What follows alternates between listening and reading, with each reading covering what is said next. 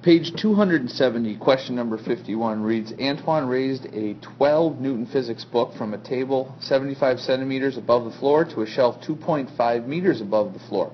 What is the change in potential energy of the system? Hopefully by now you've figured out that any change in energy is simply work. The formula is force times distance. So if we know the distance that Antoine moved this book, and to me it looks like it is 2.15 minus 0.75, and just double checking my math, that should be 1.4 meters.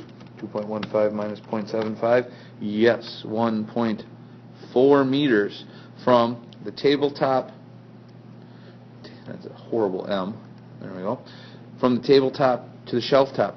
The force, 12 newtons, that's what he has to lift. Multiply those together, and we get 16.8 joules. That's one solution. Using a different color here, I'm going to show you another way to solve this for those of you who are divergent thinkers and like to solve things differently. We can look at what was the potential energy here. What was the UG? Originally, the book had a mass of 1.22 kgs. It fights gravity, 9.8, and it had 0.75. So before, it had 8.97 joules of potential energy.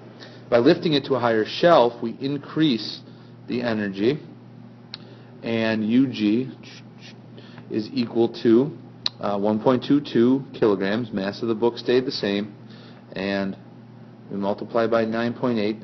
Ironically, if we were to group these, we'd have 12 newtons. I probably should have made a mention of that the newtons there is simply 1.22 times 9.8, and now it's on a 2.15 meter high shelf, and when we multiply that out, we get 25.71.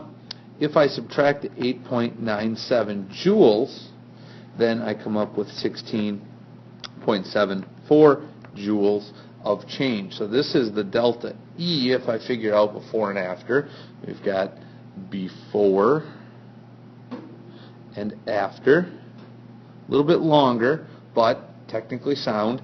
If we just figure out, okay, delta E is work, we can travel the blue path here to come up with 16.8. And these are the same due to some rounding error, so either answer would be acceptable.